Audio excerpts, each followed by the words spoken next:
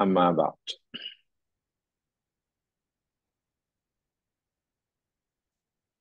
Jemaah yang dirahmati Allah sekalian,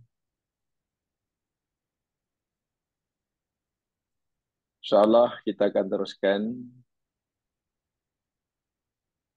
siri kajian kita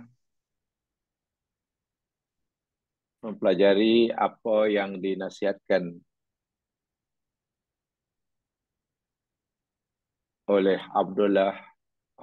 Al-Imam Abdullah Ibnul Mubarak. Mudah-mudahan nasihat yang diberikan oleh tokoh tabi'in ini dapat kita jadikan panduan dan pegangan dalam menjalani kehidupan. Karena pasti setiap kita ingin mendapatkan kejayaan. Lebih-lebih lagi ketika kelak tiba masanya, kita dipanggil oleh Allah Subhanahu wa Ta'ala. Tidak ada kejayaan apapun dalam bidang apapun lebih besar daripada kejayaan yang diperoleh seseorang hamba ketika berjumpa dengan Allah Subhanahu wa Ta'ala kelak dalam keadaan radiyah mardiyah, ridha dan diridhoi. Itulah kejayaan terbesar. Quran menyebutkan dalikal fauzul azim. Itu kejayaan teragung. Diterima oleh Allah dan keadaan ia ridha pada Allah dan Allah ridha kepadanya. Siapapun orangnya. Orang besar ke, orang kecil ke, orang kampung ke, orang bandar ke, orang miskin ke, orang kaya, kejayaan terbesar yang hakiki adalah ketika tiba masa berjumpa Allah, diterima olehnya dalam keadaan radiyah mardiyah. Sebab itu, salah satu panduan yang selayaknya kita ikuti nasihat yang diberikan oleh Abdullah Ibn Mubarak, yang tentunya beliau ini seorang tokoh tabi'in, ketika menyampaikan nasihat ini bukan asal beri nasihat. Tapi nasihatnya semuanya atas dasar kepahaman beliau terhadap ayat Al-Quran dan hadis-hadis Nabi. Artinya, nasihat beliau ini yakni hasil kepahaman beliau terhadap ayat Al-Quran dan hadis-hadis Nabi.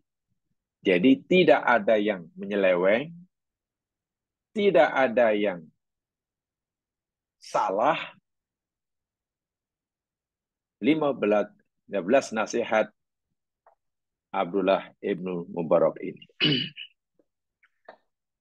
Nasihat terakhir yang kita pelajari pada siri yang terakhir, yakni yang ke-13, zuhud terhadap dunia. Itu yang kita pelajari. Saya ingin tekankan sekali tentang nasihat yang 13 ini, karena ini adalah suatu yang mesti dilakukan oleh setiap kita, yakni gaya hidup zuhud. Kita ikuti apa yang dikatakan oleh Imam Ahmad bin Hanbal, bahwa secara umumnya zuhud itu ada 3 tingkatan. Zuhud itu ada 3 tingkatan. Ada 3 level. Tingkatan yang pertama dan yang paling rendah, yakni zuhud dengan meninggalkan apa yang diharamkan oleh Allah. Itu zuhud yang tingkatan paling bawah, wajib hukumnya. Meninggalkan apa saja yang diharam oleh Allah. Jadi bila kita berjaya meninggalkan apa yang diharamkan oleh Allah, sama ada perbuatan, perkataan, makanan, minuman, ucapan, atau apa sajalah, kita telah melakukan zuhud. Dan kita boleh dipanggil sebagai zahid, orang yang zuhud. Zuhud dengan meninggalkan perkara yang diharamkan oleh Allah, ini kata Ahmad bin Hanbal rahimahullah, dipanggil zuhdul awam. Zuhudnya orang-orang awam. Macam kita lah. Macam kita. Zuhud orang awam, yakni bila ia telah bayar meninggalkan perkara yang haram. Wajib hukumnya. Itu level pertama. Tingkatan yang kedua lebih tinggi daripada itu, yakni tarkul fuduli binal halali. Meninggalkan perbuatan yang berlebih-lebihan. Meninggalkan sikap berlebih-lebihan dalam melakukan benda yang halal. Saya ulangi. Zuhud tingkat yang atasnya lagi, nomor 2. Meninggalkan sikap berlebih-lebihan dalam melakukan perkara yang halal. Contoh, makan itu halal. Berbelanja itu halal. Tidur itu halal. Banyaklah benda yang dihalalkan. Dan bila kita tidak berlebih-lebihan dalam melakukan benda yang dihalalkan, maka tingkat kezuhudan kita menjadi naik. Lebih tinggi daripada pertama. Ini kata Imam Ahmad bin Hanbal, dipanggil zuhdul khawas. Zuhudnya orang-orang khawas. Khawas itu atau orang awam lah, orang yang khusus, yang lebih istimewa.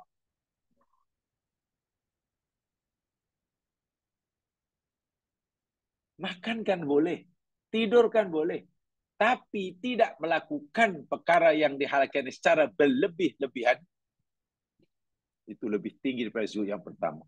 Sebab kalau zuhud yang pertama hanya meninggalkan yang haram, memang yang haram tak boleh dilakukan. Yang halal boleh dibuat.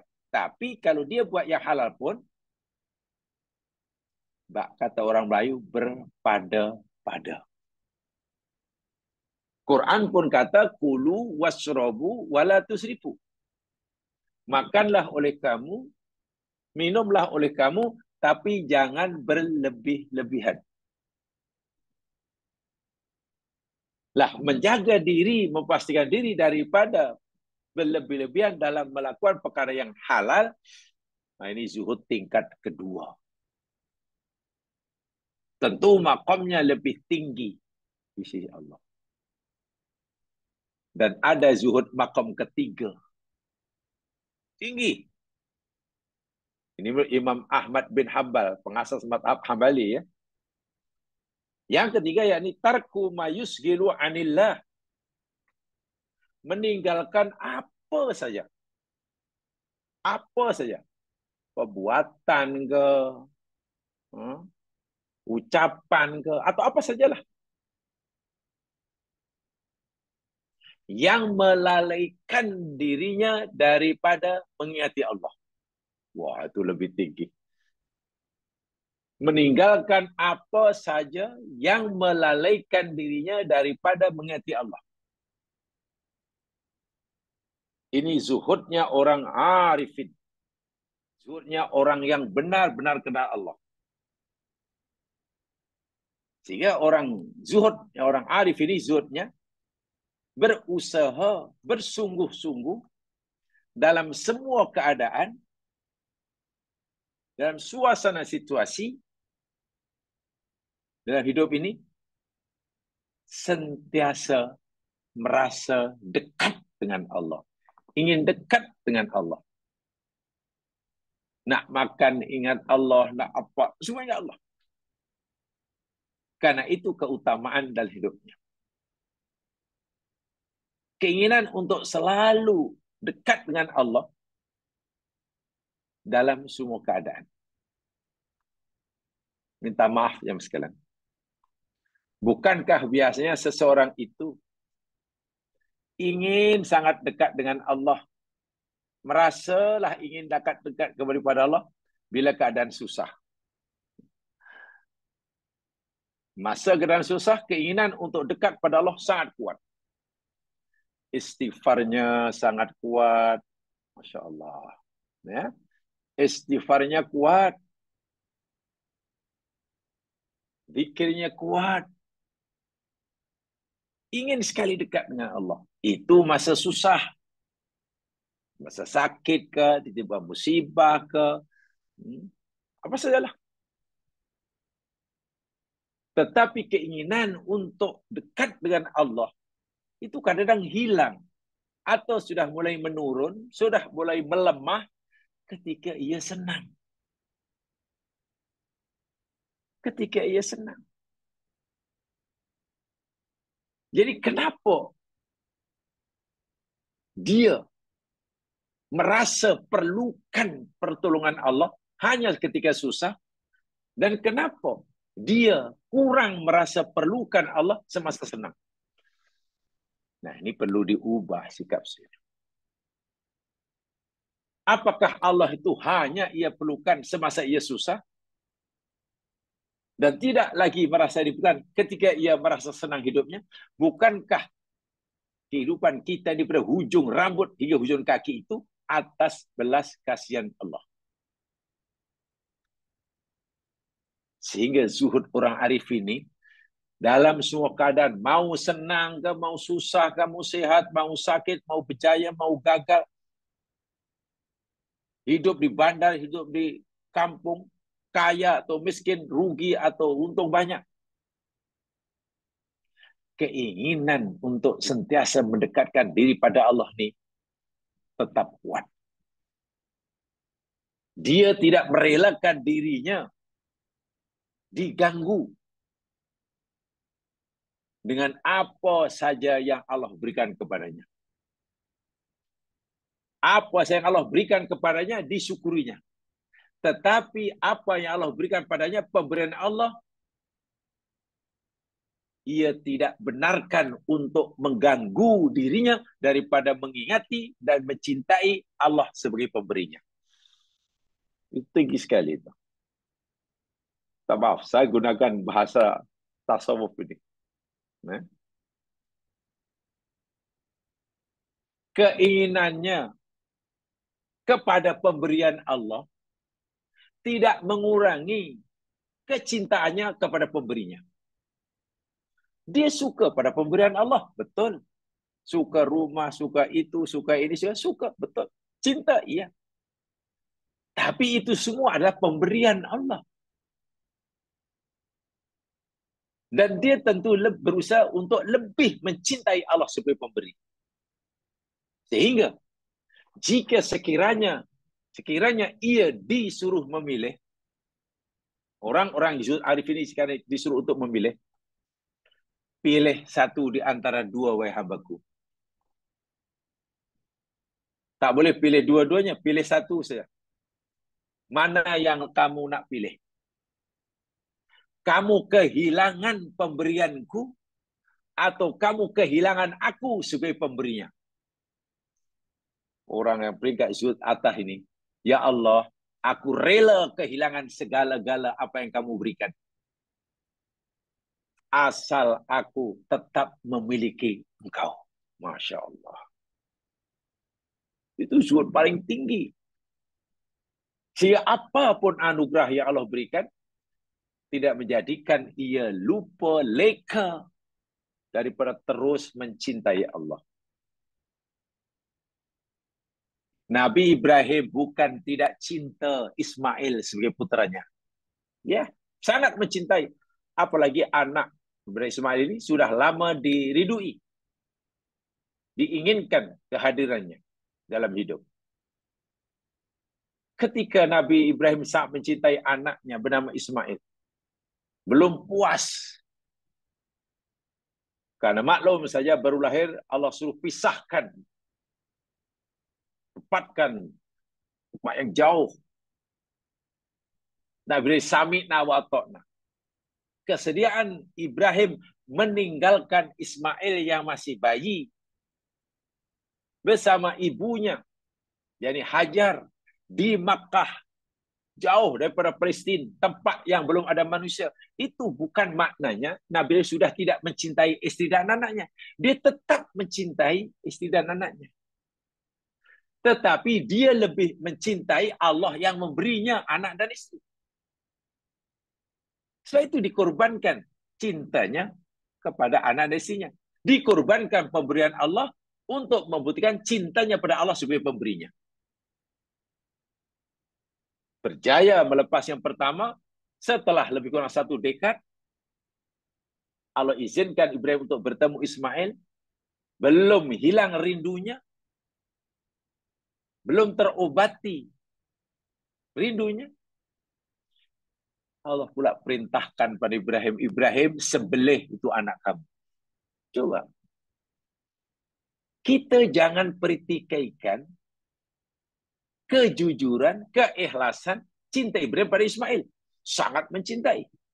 Tetapi dia lebih mencintai Allah. Oleh itu ketika Allah menyuruh Ibrahim menyembelih Ismail, ya hai Ismail itu pemberian Allah, Ibrahim patuh. Bahasa yang agak mudah, yang mudah kita fahami, Nabi Ibrahim lebih rela kehilangan pemberian Allah berupa Ismail daripada kehilangan Allah sebagai pemberinya. Itu zuhud yang tertinggi. Tertinggi sekali. Dan orang seperti ini memang tempatnya di surga yang sangat tinggi. Itulah kejayaan sebenar dalam hidup ini. Dalam hidup ini.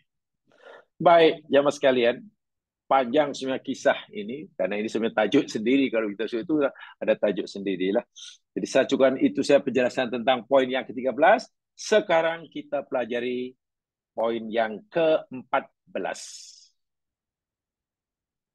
Nasihat Imam Abdullah Ibnul Mubarak yang ke-14. Lihat notanya, saya bacakan apa nasihatnya, lepas itu nanti saya coba uraikan. Kita coba uraikan apa maksud nasihat beliau ini. Nasihat beliau yang ke-14, yakni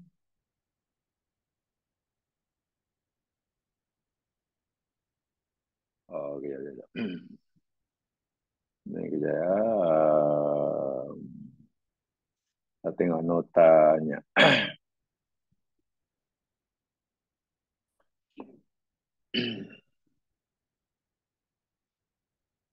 Jangan berlebihan dalam berbicara dan memandang sesuatu. Itu nasihat yang ke-14. Jangan berlebih-lebihan dalam berbicara, berkata-kata, maknanya berkata-kata, bercakap, dan memandang atau melihat sesuatu. Nasihat beliau yang asal, dalam bahasa Arabnya,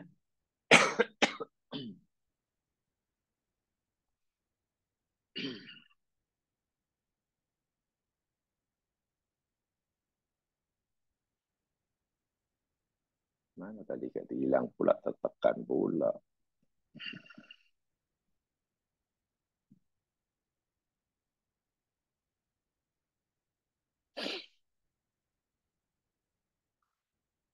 utruk. Pasalamnya utruk fudulal kalami.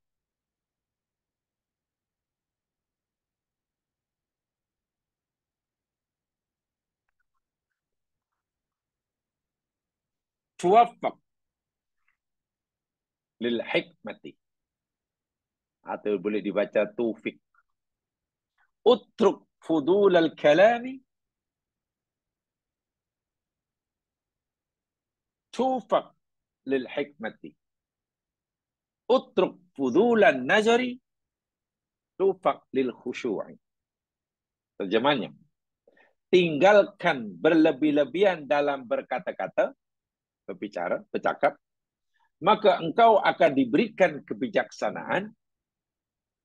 Tinggalkan lebih-lebihan dalam melihat, memandang, maka engkau akan diberikan kekhusyukan.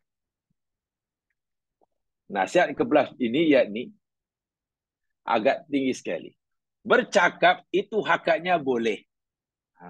Boleh. Tapi tinggalkan berlebih-lebihan dalam berkata-kata. Walaupun ia boleh. Pastikan ucapan dan perkataanmu hanya yang bermanfaat. Memandang sesuatu, itu hukum asal harus. Tapi tinggalkan sikap berlebih-lebihan dalam memandang, melihat sesuatu. Bila kita tidak berlebih-lebihan dalam berkata-kata, orang yang berlebih-lebihan kata ini, kalau dalam bahasa pakai kaki burak. Kaki burak. Kita akan diberikan oleh Allah sikap bijaksana. Dan bila kita mengurangi, meninggalkan sikap berlebihan dalam melihat atau memandang, kita akan dianugerahkan sikap sifat khusyuk. Begini. Penjelasannya, ceritanya begini. Ini dalam penjelasannya ya. Saya bacakan penjelasannya. Qala rajulun lil Mubarak. Suatu hari, ada seseorang murid jumpa gurunya, yakni Abdullah ibn Mubarak.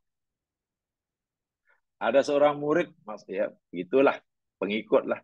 Tanya kepada Ibn Mubarak yang alim ini.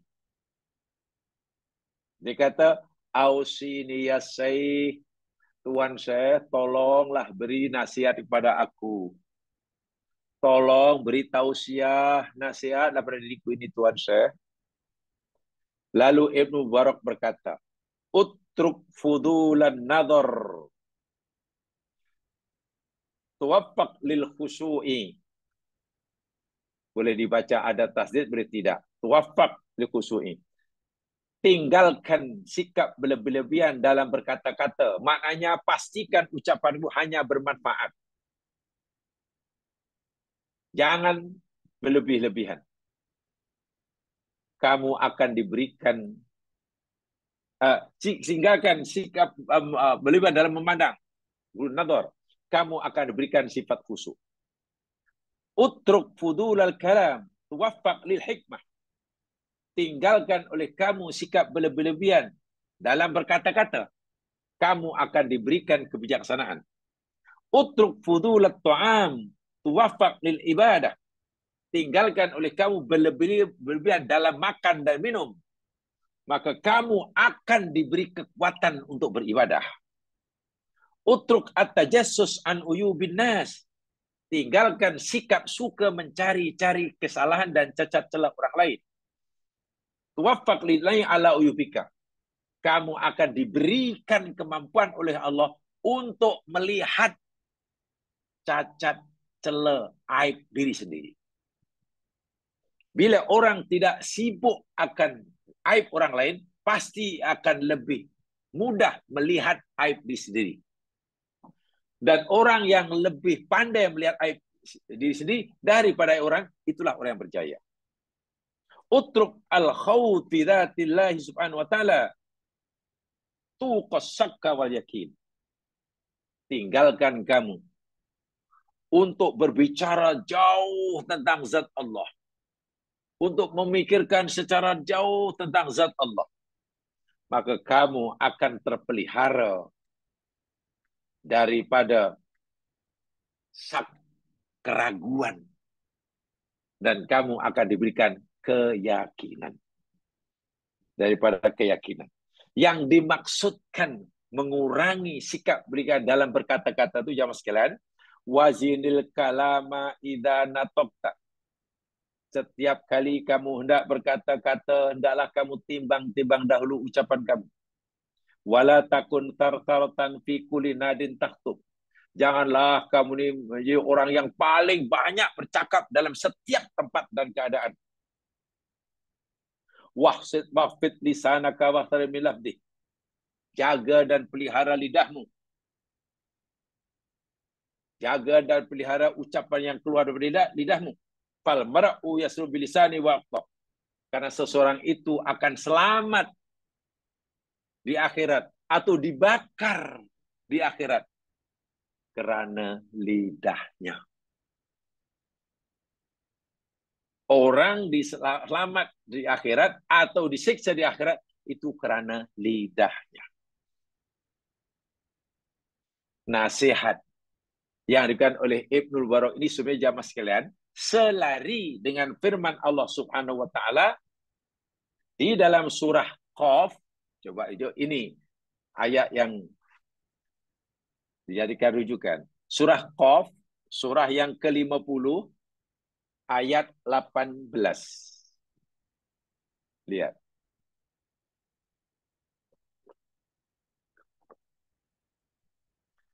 Surah 50 ayat 18. Surah Qaf.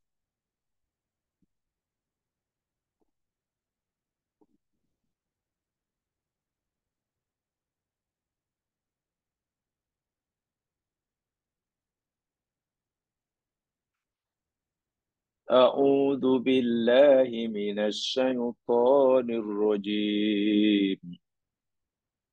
Ma yalfidhu min qawlin illa ladaihi raqibun atid. Masya Allah.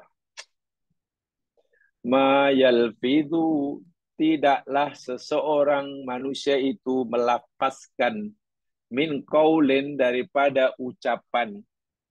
Tidak ada satu patah kata pun yang terkeluar daripada lidah mulut seorang manusia illa kecuali ladaihi di sisinya raqibun atid, malaikat. Raqib atid ini bukan nama malaikat yang sekalian ya.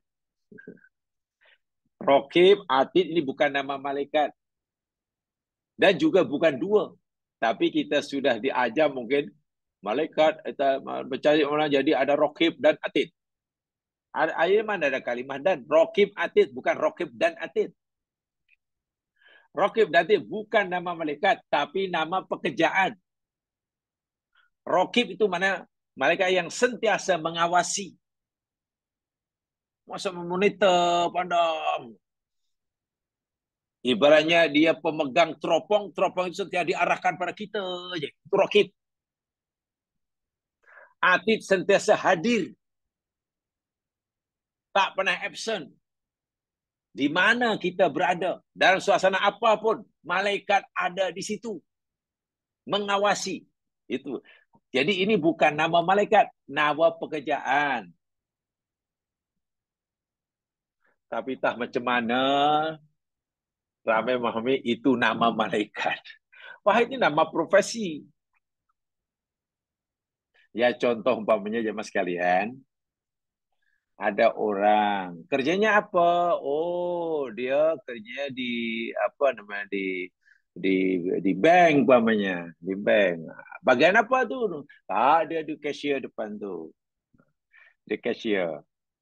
Kan nama pekerjaan, bukan nama orang. Apa tuh? Itulah kerja dia hantar surat itulah. Postman lah.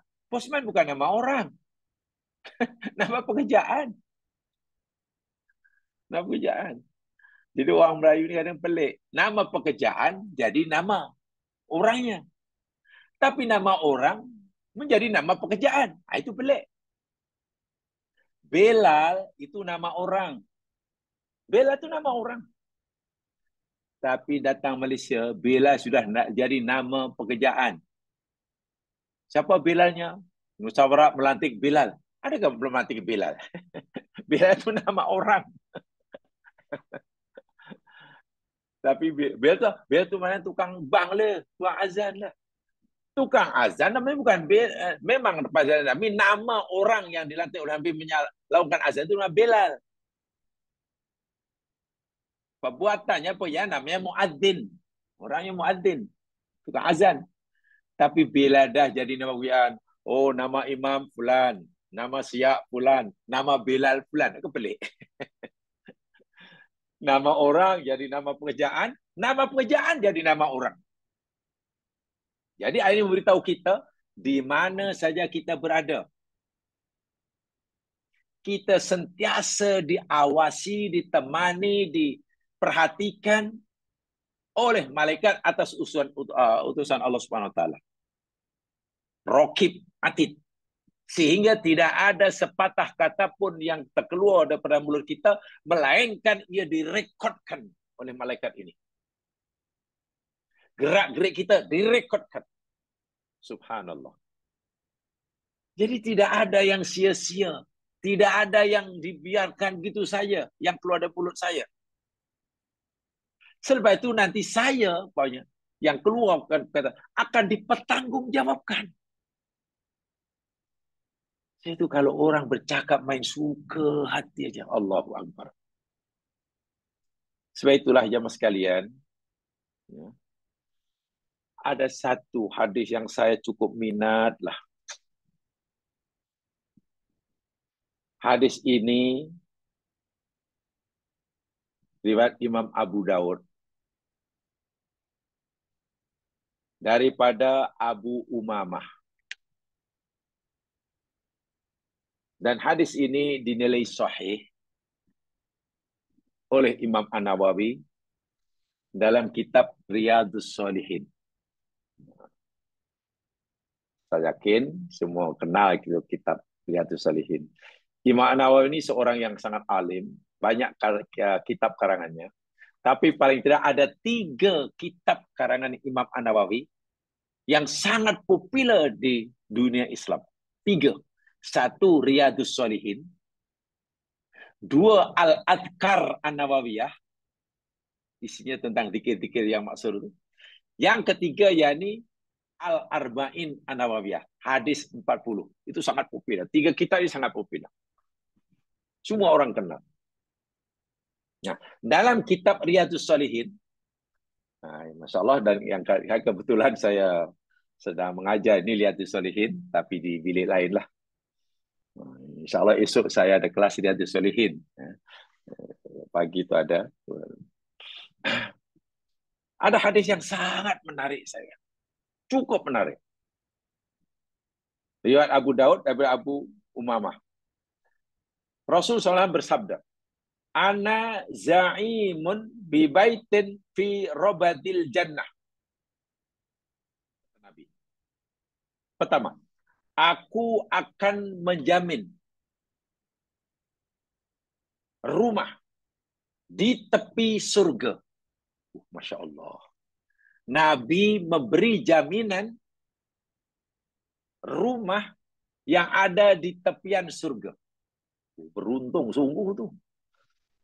Jaminan Nabi berupa rumah di tepi surga ini siapa nih? Bagi siapa nih? Liman tarokal miro'a wa inkana muhikkat. Bagi seseorang yang meninggalkan perdebatan pun benar. Masya Allah. Orang yang tak suka berdebat walaupun benar, itu sangat terpuji. Sangat terpuji. Sehingga Nabi bersedia memberi jaminan bagi orang ini rumah di tepi surga. Tapi kadang orang sekarang kan suka debat ya Mas. Dan perkara benar pun Nabi tak suka debat, apalagi dalam perkara yang salah. Bak kata orang masing-masing A dan B yang benar ini, bahasa Melayu, berusaha untuk menegakkan benang yang basah. Lagilah dicela oleh Islam. Dan akhirnya yang merasa menang, wah gembira. Ini benar-benar tanda akhir zaman lah. Tak kira kadang masalah agama yang sebenarnya masalah khilafiyah yang orang dahulu selesaikan, tak habis-habis diperdebatkan di media sosial, hingga kadang dengan nada yang saling ingin menjatuhkan, saling tuduh-menuduh. Yang diperdebatkan masalah khilafiyah yang sebetulnya sudah selesai di kalangan ulama dahulu, tapi akhirnya diperdebatkan sehingga kita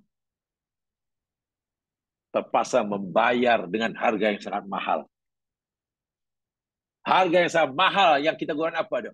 Perpaduan.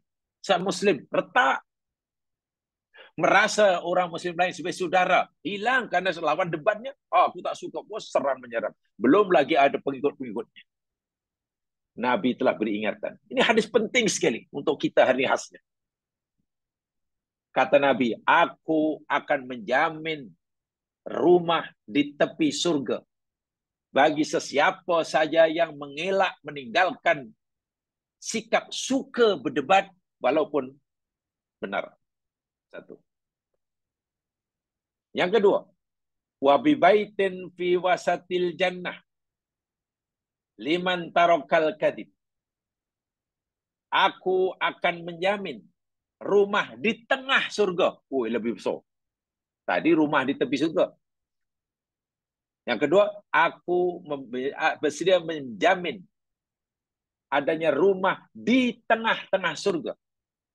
Bagi siapa? Liman tarakal kadib. Bagi sesiapa yang percaya meninggalkan cakap bohong. Masya Allah. Cakap bohong. Berbuat bohong. Orang yang percaya meninggalkan cakap bohong. Apa saya yang siapnya bohong lah. Ia mendapat jaminan daripada Nabi. Jaminannya berupa rumah di tengah-tengah surga. Dan bohong yang paling sering dilakukan orang itu melalui ucapan. Itu paling sering sekali. Walaupun ada bohong melalui tindakan, tapi ucapan paling sering. Yang ketiga, wa in kana masihan. Orang yang meninggalkan percakapan bohong, wa in kana masihan, walaupun ia bergurau. Nah, nih.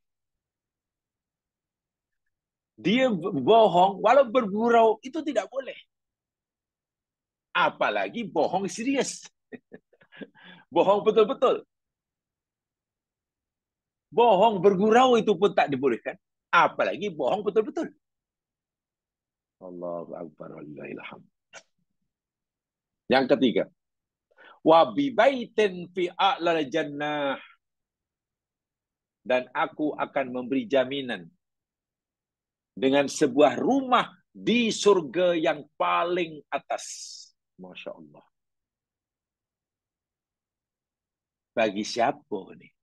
Jaminan Nabi berupa rumah di surga yang paling atas ini untuk siapa ini?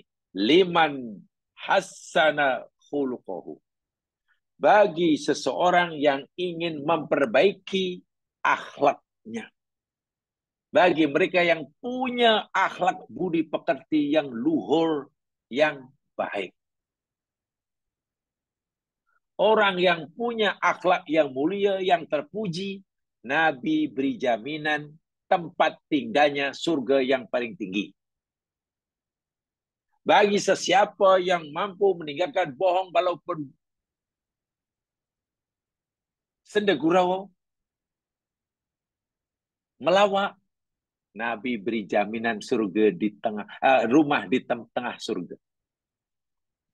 Dan bagi sesiapa yang tak suka, yang meninggalkan sikap suka berdebat walaupun benar, diberi jaminan surga di tepi, rumah di tepi surga. Tengok orang yang menjaga lidahnya sehingga bebas daripada sifat bohong walaupun gurau. Jaminan yang diberikan bukan sembarang jaminan. Tempat tinggal di tengah-tengah surga. Jadi ini bukan perkara kecil. Menjaga percakapan, berlebihan dalam bercakap. Sedangkan jemaah sekalian,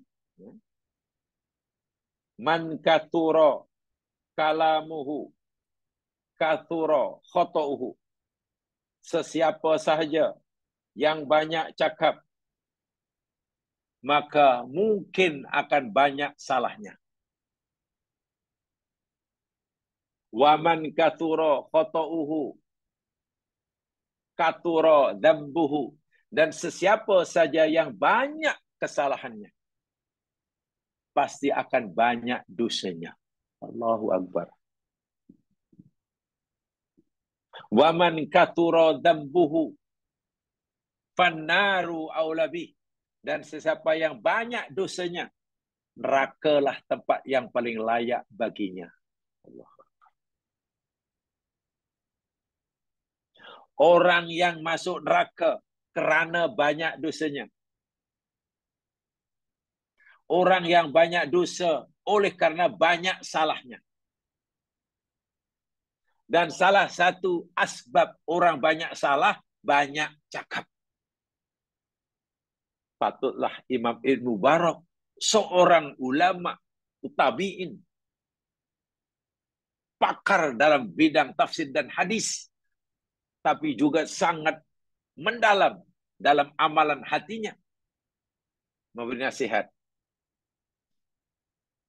Jauhi, tinggalkan sikap suka berlebihan dalam bercakap, berkata-kata. Orang yang banyak cakap mungkin banyak salahnya. Orang yang banyak salah, banyak dosanya. Orang yang banyak dosa, ya neraka lah yang di tempat tinggalnya. Subhanallah. Al-lisanu qad yakunu min a'zami asbabi dukhulil jannah. Lidah itu boleh jadi menjadi asbab yang paling besar seseorang itu masuk surga. Idza hafizahu sahibuhu minassu. Apabila seseorang itu mampu menjaganya daripada berkata-kata yang tidak baik. Wa ja'alahu radban min dzikrillahi azza wa jalla. Dan menjadikan lidahnya sentiasa basah dengan zikrullah. Indah sekali pesanan beliau. Lisan itu akan menjadi asbab terbesar bagi seseorang untuk masuk surga. Jika orang itu mampu menjaganya, memeliharanya daripada percakap-cakap bohong dan menghiasinya, memastikannya sentiasa basah dengan zikrullah. Ini sesuai dengan sabda Nabi sallallahu alaihi wasallam dalam hadis sahih riwayat Imam Al-Bukhari daripada sahabat Nabi Sahal bin Sa'ad. Sahal bin Sa'ad radhiyallahu anhu berkata, Nabi sallallahu alaihi wasallam bersabda, "Man yatmanu li ma baik man yatman li ma baina lihyaihi wa ma baina rijlaihi atmanu lahul jannah." Allahu Akbar. Ini sabda Nabi. Sesiapa saja yang bersedia memberi jaminan buat aku. Siapa saja yang memberi jaminan buat aku bahwa ia akan menjaga apa yang ada di antara kedua bibirnya. Apa di antara kedua bibir? Maknanya lidah lah. Wama baina rijlaihi, dan apa yang ada di antara kedua kakinya. Minta maaf, yang ada di kedua kaki maknanya kemaluannya. Seseorang yang Nabi kata, siapa di antara kamu yang memberi jaminan buat aku bahwa dia akan menjaga lidahnya dan menjaga kemaluannya, tidak melakukan perbuatan yang tak elok, atman lahul jannah. Aku bersedia memberi jaminan baginya surga. Sabda Nabi ini, bukan perkataan ulama nih. Maknanya kalau kita baca hadis-hadis ini, harapan untuk seseorang masuk surga itu sangat tinggi, sangat besar. Kalau saya boleh gunakan bahasa awam, masuk surga itu peluangnya diberikan pada semua orang. Semua orang. Dan nampaknya tidaklah terlalu susah menjaga lidah, satu di antaranya. Menjaga lidah. Tetapi tadi dikatakan bahwa lidah itu min a'dhami asbabi dukhuli jannah. Asbab yang terbesar seseorang masuk surga. Tapi lidah juga min a'dhami asbabi dukhulin nar. Lisan menjadi asbab terbesar seseorang itu masuk dalam neraka. Betul. Ya, betul itu. Dan ini sesuai dengan sabda Nabi SAW berkaitan lidah ini. Hadis diriwayatkan oleh Imam Ahmad, diriwayatkan oleh Imam Ibnu Majah, diriwayatkan juga oleh Imam Al-Bukhari dalam kitabnya Al-Adabul Mufrad. Daripada Abu Hurairah radhiyallahu an, su'ila Rasulullah sallallahu alaihi wasallam. Suatu hari Nabi pernah ditanya oleh sahabat, an aktsari ma yudkhilun nasal jannah. Nabi ditanya tentang, ya Rasulullah, apakah sesuatu yang paling banyak menyebabkan orang masuk neraka ini? Masuk surga. Ya Rasul, apakah bendanya? Apakah sesuatu yang paling banyak menyebabkan orang masuk surga? Salat ke? Baca Quran ke? Puasa ke? Mungkin sahabat macam-macam. Apa agak yang benda yang paling banyak menyebabkan orang masuk surga? Jawab Nabi apa?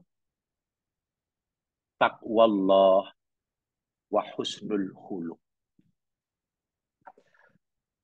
Perkara yang paling banyak menyebabkan orang masuk surga itu ada dua, kata Nabi. Yang pertama, taqwallah, takwa kepada Allah. Yang kedua apa? Husnul khuluq, baik budi pekerti, mulia akhlak. Takwa itu kaitannya dengan hati. At-taqwa hahuna, at-taqwa hauna, kata Nabi. Takwa itu di sini, di sini. Makna takwa itu sendiri, jelaskan, bukan takut. Takwa bukan takut. Walaupun takut unsur penting daripada takwa. Takut itu unsur penting daripada takwa. Tapi takwa bukannya takut. Takwa itu maknanya jamaah sekalian, yakni kawalan diri, memelihara diri daripada melakukan perbuatan yang menjadi asbab turunnya kemurkaan atau azab Allah. Itu takwa. Katalah kita ingin melakukan satu perbuatan. Dan perbuatan itu bila kita lakukan akan menyebabkan Allah murka kita, Allah azab kita. Kemudian kita tak jadi melakukannya, walaupun kita menyukainya. Kita tak jadi melakukannya, walaupun tak ada orang melihatnya. Itu namanya takwa. Jadi takwa itu letaknya di dalam hati kita. Ada kawalan kita ingin melakukan perbuatan ini, tapi ini menguntungkan, sangat besar keuntungannya. Tapi nampaknya kalau aku buat, Allah murka. Lalu kita tahan keinginan untuk melakukannya. Itulah takwa. Jadi kawalan diri. Bila kita punya kawalan diri, sehingga tak mau melakukan perbuatan yang menyebabkan Allah murka, sama ada kita, karena kita meninggalkan suruhannya atau melakukan melanggar larangannya, itu adalah takwa. Dan itu sudah baik budi pekerti. Tengok. Erat sekali hubungan dengan lidah. Itu yang menjadi asbab ramai orang masuk surga. Wasu'ila an aktsari ma yukilun nasa nar. Lalu Nabi ditanya, "Ya Rasul, takwa Allah, takwa dan baik budi itu perkara yang paling banyak menyebabkan orang masuk surga. Sekarang apakah perkara yang paling banyak menyebabkan orang masuk neraka?" Nabi jawab, al-fammu wal farju. Dua perkara yang paling banyak menyebabkan orang diubah dalam neraka itu, satu, lidah, kedua, farju, kemaluan. Masya Allah. Lidah. Patutlah berdasarkan firman Allah dalam surah Qaf ayat 18 tadi. Tolong itu jadikan peringatan bagi kita. Tidak ada satu patah kata pun yang terucap daripada mulut kita. Melainkan ada seorang malaikat yang sentiasa merekodkan, memonitor, merekodkan untuk dijadikan bukti pendakwaan di akhirat kelak. Penjelasan hadis tadi begini, sarahannya saya bacakan.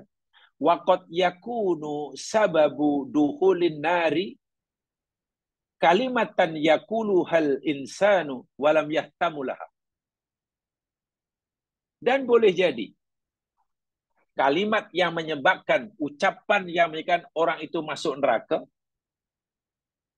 yang boleh jadi kalimat yang diucapkan oleh seseorang yang menyebabkan ia masuk neraka itu walayah tamu biha, dan dia tidak kisah, dia tidak peduli. Ada orang mengucapkan kalimat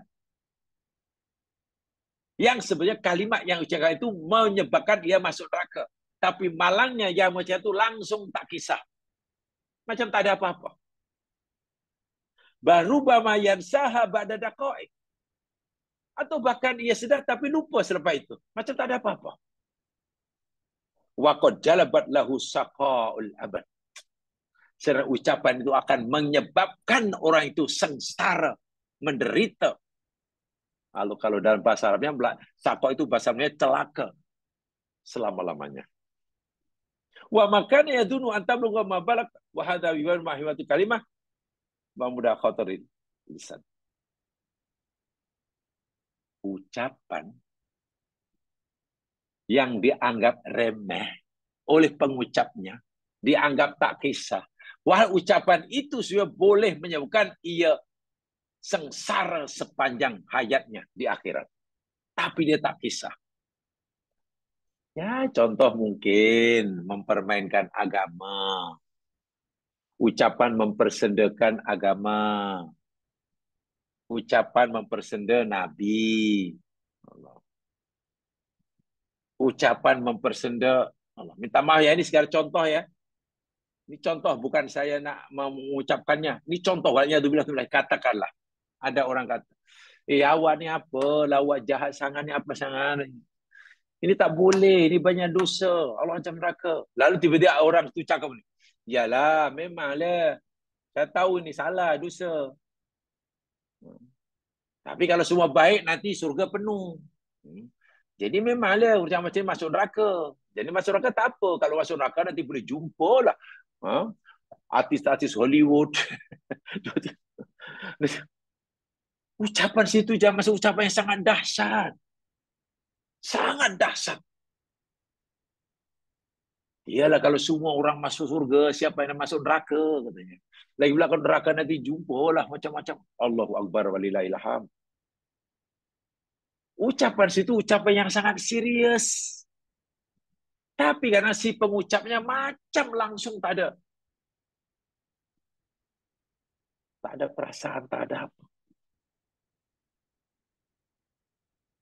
Kalau dikatakan karena kejahilannya nampak sangat, itu bukan kejahilan, ya ini karena kejahatannya lah. Sebab itu hati-hati bila kita berkata-kata, apalagi melibatkan agama. Kena hati-hati. Tidak boleh sembarangan, tidak boleh sembrono istilahnya. Tidak boleh sembrono. Menuduh Allah yang bukan-bukan. Allah ni macam mana lah. Allah ni tak adil. Dia suruh kita buat suruhannya. Kita dah buat. Dia suruh kita tinggalkan larangannya. Kita dah tinggal. Apa yang dia minta kita dah buat, dah bagi. Tiba kita minta dia, dia tak bagi pula. Mana letak keadilan?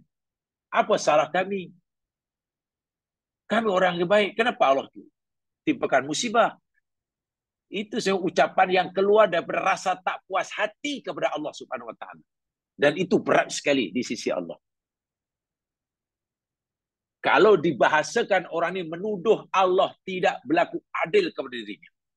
Dengan bahasa kasar, ia menuduh Allah zalim. Ucapan ini direkodkan oleh malaikat. Dan boleh jadi. Maknya tubillah. Kalau orang itu tidak segera sedar dan mohon ampun, akan menjadi asbab ia dihumban dalam neraka. Tengok. Jadi ucapan yang ada anggap layak, dia tak kisah. Macam benda biasa. Wa'iyadzubillah. Subhanallah. Dan inilah yang disabdakan oleh Nabi dalam hadis Bukhari. Riwayat Bukhari daripada Abu Hurairah. Nabi SAW bersabda, Innal abda. Sesungguhnya seorang hamba. La yatakallamu bil kalimati.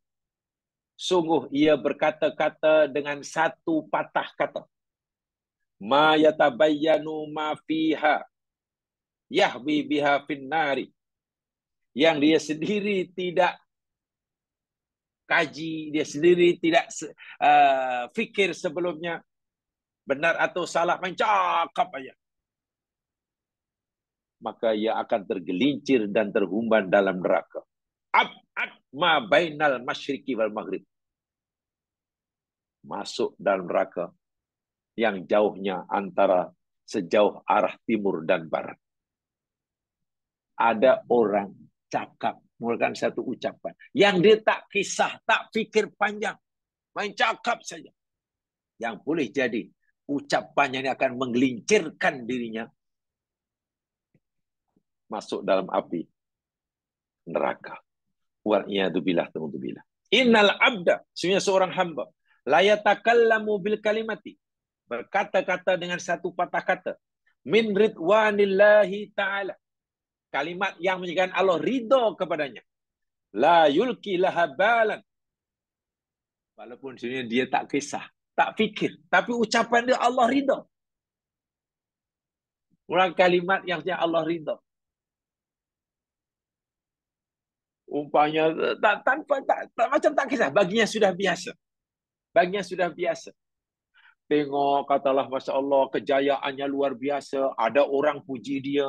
Karena dah biasa dah dia kata, Masya Allah, la quwata billah. Masya Allah, la quwata illa billah. Dah biasa ucapan itu. Semua yang aku dapat ini kehendak Allah. Diriku tak ada daya apa-apa. Nak buat apa sahaja? Insya Allah. Semuanya itu. La hawla wa la quwata illa billah. Ucapan-ucapan yang dah jadi kebiasaan harian, yang dia sendiri pun dah tak perlu berfikirlah. La yulki balan. Yang baginya ucapan biasa sebagainya. Apa dia? Yarfa'ullahu biha darajatin. Yang dengan ucapan itu Allah akan angkat darjahnya. Ditinggikan darjahnya. Wa innal abda la yatakallamu bil kalimatin min sakhatillah. Dan ada seorang hamba berkata-kata, mengeluarkan satu ucapan Yang Allah benci ucapan itu. La yulqil habalan. Dan orang itu tak kisah dengan ucapan. Karena dah terbiasa dia cakap macam tu.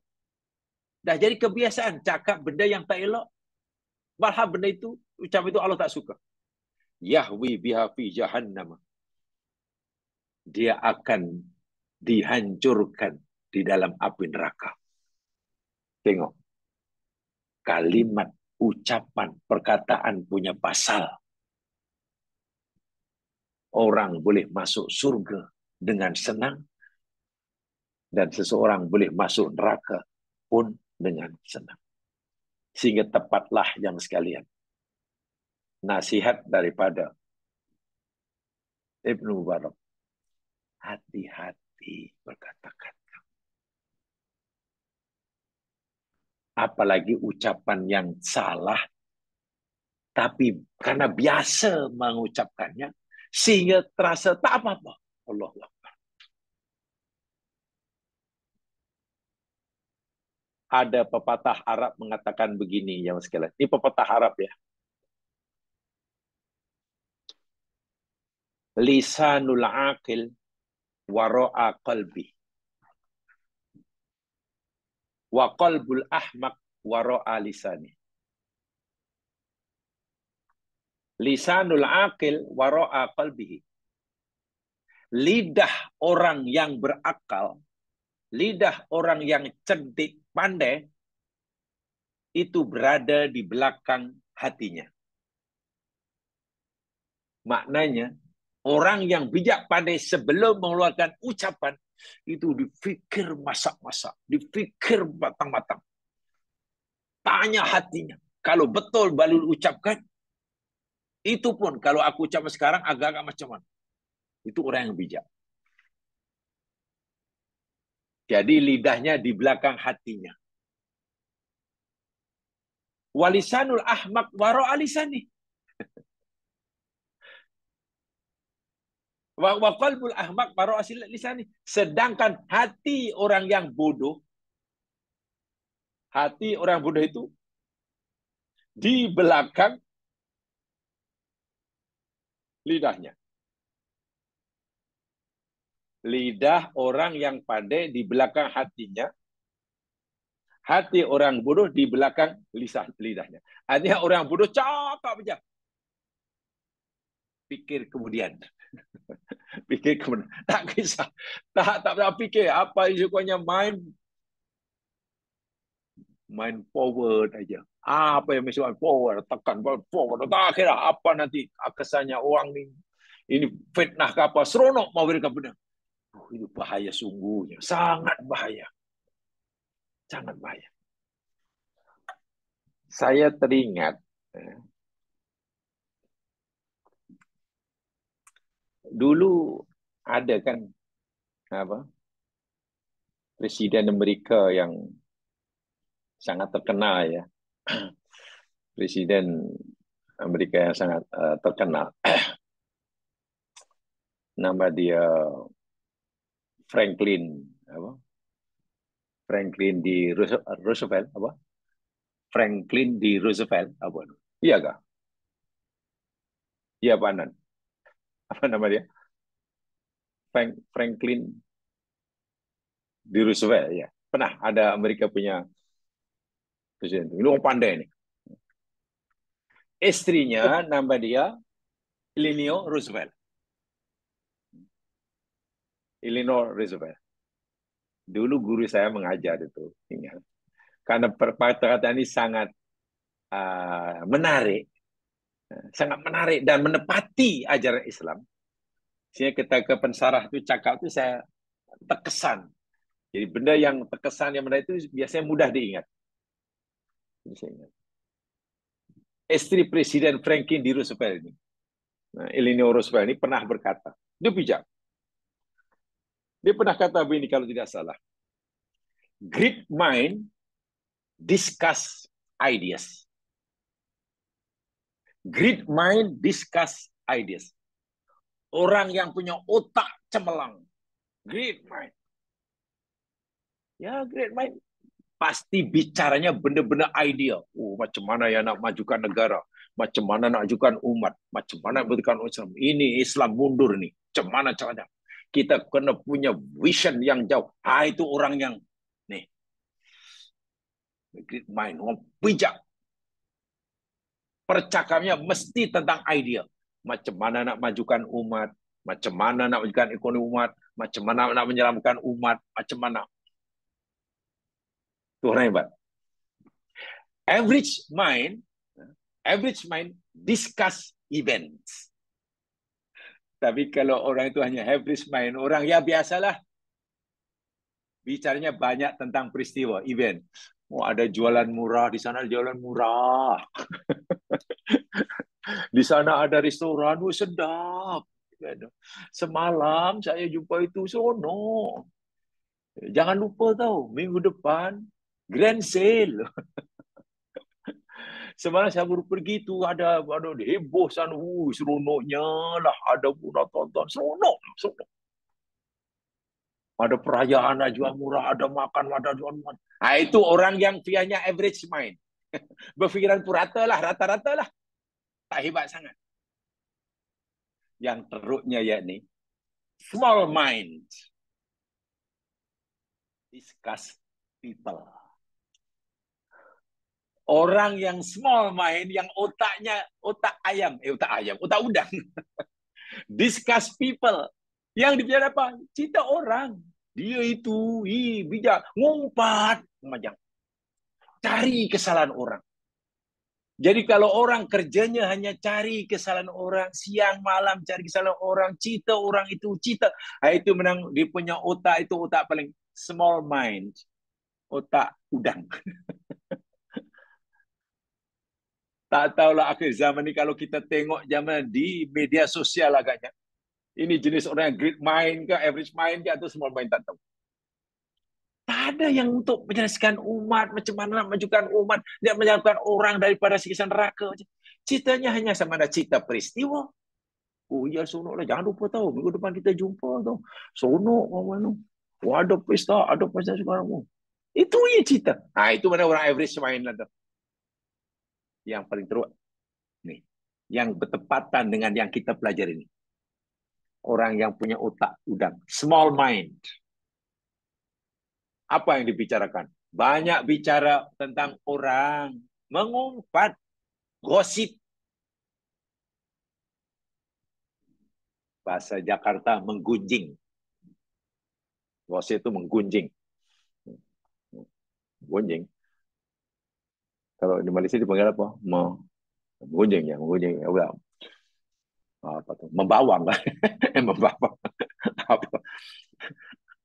Membawang itu mengumpat kan? Saya pun tak tahu lah. Iya, itu, Tommy. Membawang itu mengumpat. Oh, apalah.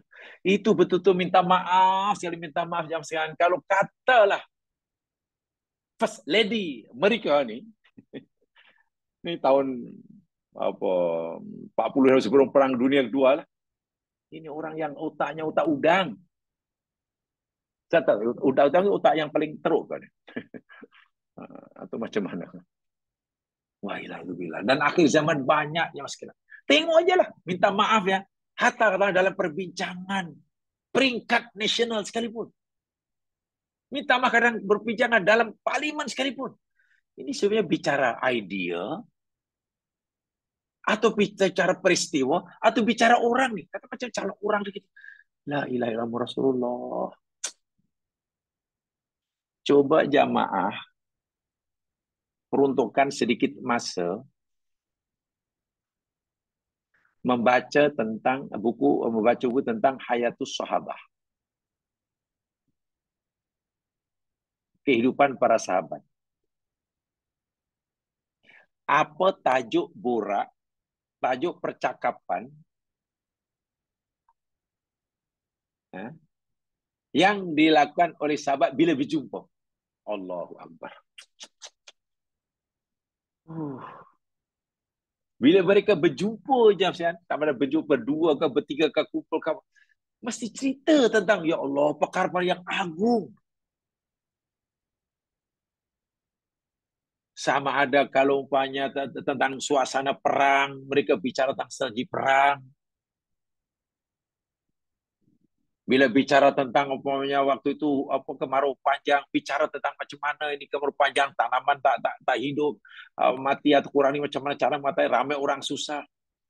Atau mungkin bicara tentang akhirat, saling nasihat menasihati.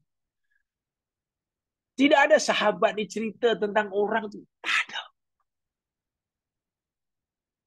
Sehingga mereka banyak selamat daripada api neraka. Orang jenis ketiga ini yang punya small mind, small mind yang bila discuss people ini susahlah nak selamat daripada neraka. Susah daripada neraka. Ini sesuai dengan sabda Nabi. Jadi saya tertarik. Ini orang Amerika, orang Kristian ni, orang Amerika tu. Ini First Lady yang kata. Bini kepada Franklin D. Roosevelt. Mana orang kapa ya? Selari dengan apa sabda Nabi SAW. Man kana yu'minu billahi wal yawmil akhir fal yukrim dhaifah. Siapa sahaja yang benar-benar beriman kepada Allah dan hari akhirat, adalah ia memuliakan tetamunya. Wa man kana yu'minu billahi wal yawmil akhir falyasir rahimah. Siapa yang benar-benar percaya pada Allah dan akhirat, hendaklah menyambung silaturahim. Wa may yu'min billahi wal yawmil akhir falyakul khairan aw liyasmut. Dan siapa yang benar-benar beriman pada Allah dan Rasulnya, hendaklah ia berkata-kata yang benar. Kalau dia tak mampu bercakap yang benar, elok diam. Masya Allah.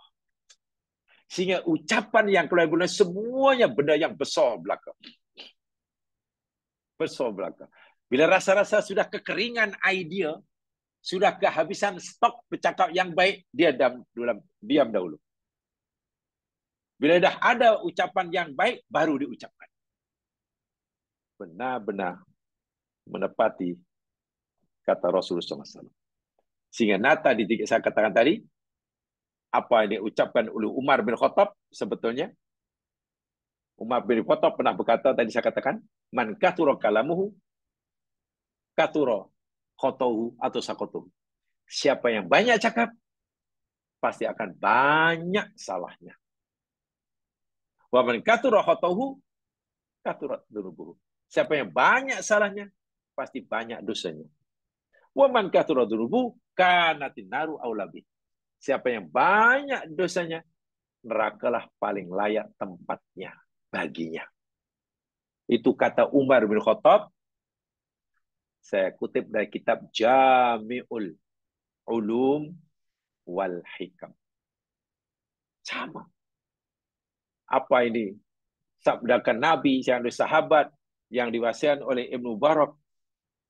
Semuanya sama. Bahkan Amr bin As, salah seorang sahabat Nabi juga. Amr bin As, gubernur Mesir pada zaman pemerintahan Umar bin Khattab. Seorang politician, yang berpihak pada Muawiyah bin Abi Sufyan. Ketika Muawiyah bin Sufyan berseberangan, bertentangan, berbeza pendapat dalam masalah kenegaraan dengan Ali bin Abi Thalib. Ini orang hebat nih, Amr bin As, politician. Dia pernah kata begini, al-kalamu kadawai. Ucapan itu, perkataan yang keluar dari mulut kita itu seperti obat. Seperti obat. Ucapan yang keluar dari mulut kita ini, kata Amr bin As itu macam obat. In aqlaltaha minhu nafa. Bila kamu kurangi setakat yang dibenarkan, ia akan memberi manfaat. Penyakitmu akan sembuh. Namanya obat. Kalau kita mengambilnya ikut kadar yang ditetapkan, penyakit kita akan sembuh. Tapi wa in aktsarta minhu qatal. Kalau kamu ambil lebih, namanya obat, ambil lebih. Doktor suruh kata, ini ambil, ini minum obat, ini makan obat sehari sekali ya. Atau ini ambil obat sekali 3 hari ya. 3 hari sekali. Doktor kata 3 hari sekali. Orang ini bukan ambil 3 hari sekali. Ambil 3 kali sehari. Maknanya sudah berlebihan. Namanya obat yang sepatutnya ia menyembuhkan. Tapi karena mengambilnya lebih, malah membunuh. Nah, ucapan macam juga. Perkataan yang keluar dari mulut kita tu macam ubat tu lah. Kalau kita ambil ngam-ngam, menyembuhkan. Tapi kalau kita ambil lebih, ya akan membunuh. Sebab itu Allah Subhanahu Wa Taala, jemaah sekalian, mencela orang yang banyak cakap. Di mana-mana tempat dia memang kaki burak lah ibaratnya. Kaki burak, cakap tak tahu apa-apa yang ini tidak baik. Lebih-lebih lagi burak yang Allahu Akbar walillaham. Cerita tentang orang. Tengok ya, celaan Allah kepada orang yang banyak cakap dalam perkara-perkara yang tidak memberi manfaat. Saya tunjukkan ayatnya. Coba jangan lihat surah Asy-Syu'ara. Surah Asy-Syu'ara, surah yang ke-26.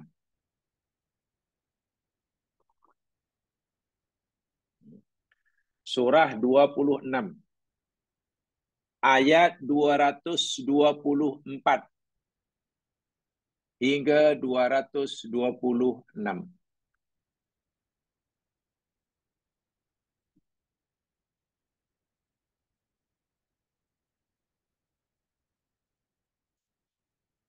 Asy-Syu'ara surah 26 ayat 224.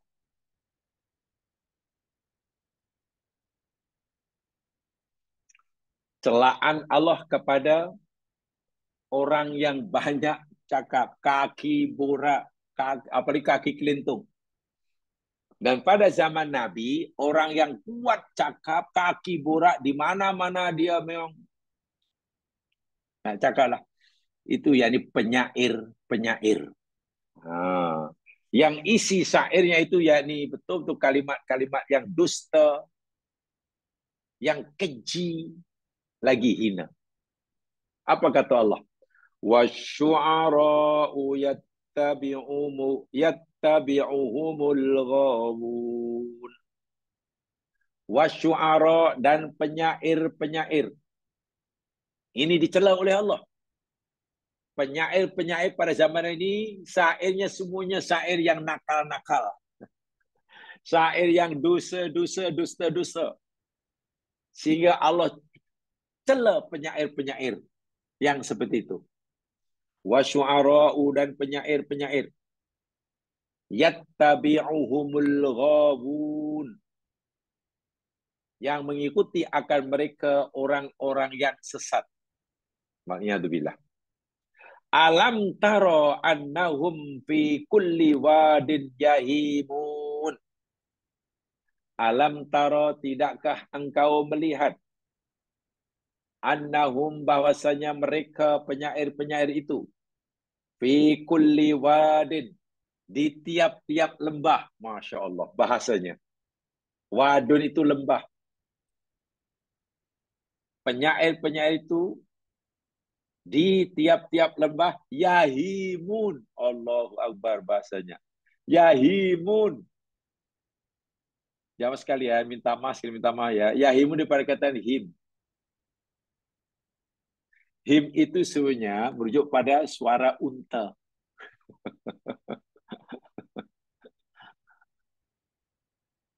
Apalagi unta yang sedang dahaga. Jawab sekalian. Unta ini sebenarnya jarang dahaga karena sekali minum bergelin-gelin. Badannya boleh menyimpan air. Tuh yang di ham dia tuh. Itu yang disimpan air. Bila air sudah kering dari badannya, tiba untuk minum, ya Allah, minumnya yang bertong-tong. Dan minum itu karena sangat dahaga, mengeluarkan suara yang buruk betul. Penyair-penyair yang menyampaikan syairnya borak di mana-mana tempat. Kurang kata fikul wadin. Di setiap lembah. Itu yahimun. Yahimun itu mana itulah cakap macam unta suara itu. Wah, tak tutup pasar. Wa annahum yaquluna ma la yaf'alun. Dan sesungguhnya mereka itu berkata-kata apa yang mereka tak buat. Nah, yahimun itu dalam bahasa bebasnya kaki burak. Bahasa kami dahulu ada istilahnya harmoko. Harmoko. Tahu itu harmoko apa? Harmoko. Hari-hari omong kosong. Itu harmoko.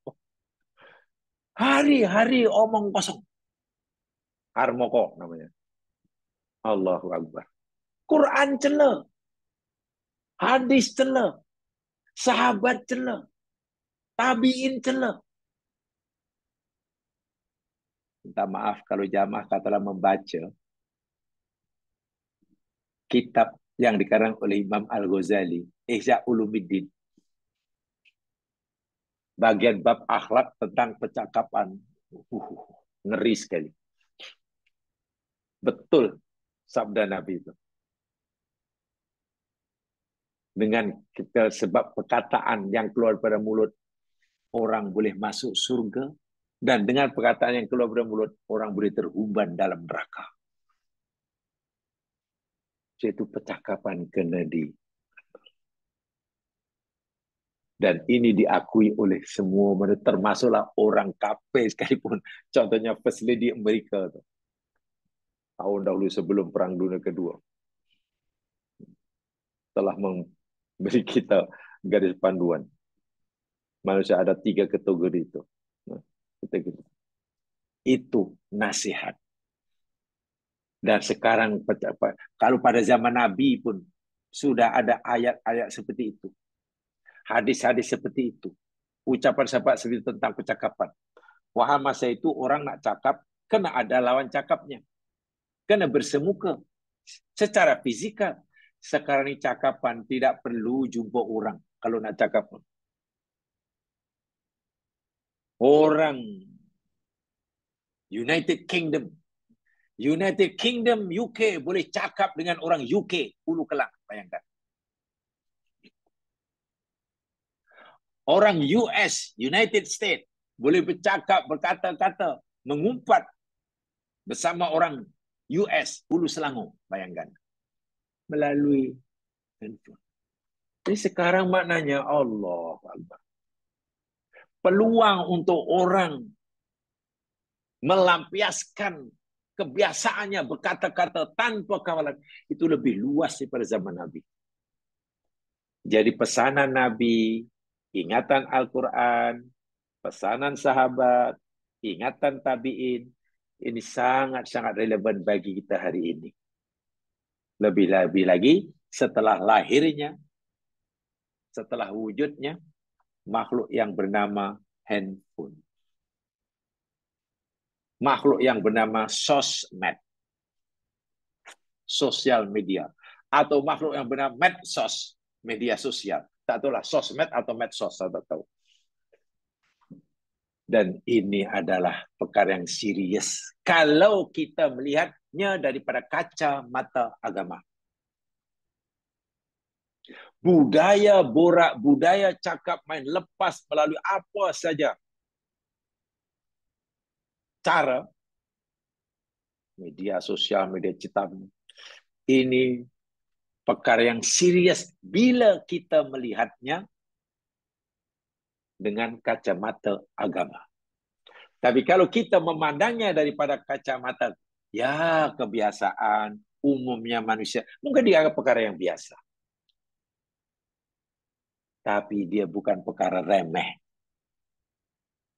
Daripada kajian kita malam hari ini, ia benar-benar perbuatan yang sangat-sangat serius. Yaitu patutlah kita mengambil berat tentang nasihat Ibnul Mubarak yang ke-14 ini. Jamaah sekalian, mudah-mudahan ia memberi manfaat bagi saya menyampaikan. Alhamdulillah kalau dapat dikongsi bersama. Lagi-lagi nasihat yang beliau ini erat sekali hubungannya dengan oke lah, erat sekali hubungannya dengan syariat halal haram itu jelas. Tapi lebih parah itu kaitannya dengan hati. Husnul khuluq, taqwallah. Sehingga Nabi bersedia memberi jaminan rumah di surga. Sama ada di tepi, di tengah, atau yang paling atas. Yang paling atas orang yang paling baik budi pekertinya. Jaminan rumah di tengah surga yang diberikan oleh Nabi diberikan pada mereka yang sanggup meninggalkan cakap bohong, cakap sia-sia, walaupun hanya sekadar melawak. Subhanallah. Jadi pelawak ini berat juga, Mas kan. Pelawak biasanya cerita itu cerita bohong ke betul ya? Ya kalau cerita betul orang tak gelak. Namanya pelawak kalau cerita betul orang tak gelak. Gelak itu karena cerita itu cerita bohong. Dan itu ada hadisnya, hadisnya yang kita bacakan tadi. Tapi coba kalau kita menerapkan hadis itu, kita sampaikan kepada pelawak-pelawak yang punya bohong, ya pasti mereka akan tuduh kita, iya wani ekstrim lah. Zaman sekarang mana boleh ini kita dah macam ini zaman sekarang lah. Pasti hadis itu akan ramai orang menolaknya. Inilah tanda akhir zaman. Kalau orang Islam sini sudah ada yang berani menolak hadis, hanya karena hadis yang disampaikan itu bertentangan dengan minat dan hobinya, tak tahulah apalagi yang ada dalam diri orang Islam. Nabi memandangnya itu perkara yang serius, tapi mungkin setengah orang memandangnya perkara yang remeh. Dan itu ada bagi saya perkara yang wal'iyadzubillah sangat-sangat serius. Ya mahir sekalian, itu saya sampaikan pada malam hari ini. Yang benar daripada Allah jua, yang silap daripada kelemahan saya sendiri. Mudah-mudahan Allah Subhanahu wa taala sentiasa membimbing kita ke jalan yang diridhoinya, menjaga lidah kita daripada percakap yang bohong, menjaga amal kita daripada riak, menjaga niat kita daripada niat yang tidak baik. Mudah-mudahan Allah kabulkan permohonan kita. Amin. Ya Rabbal Alamin. Mari tutup dengan bacaan tahfidz farah dan surah wal asr.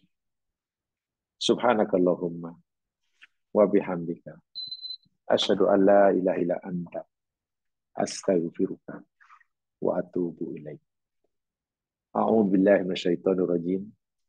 Wal asr. Innal insana lafi khusr illa alladziina aamanu wa 'amilus shalihaat wa tawashaw bil haqq wa tawashaw bis sabr. Assalamualaikum warahmatullahi wabarakatuh. Waalaikumsalam warahmatullahi wabarakatuh.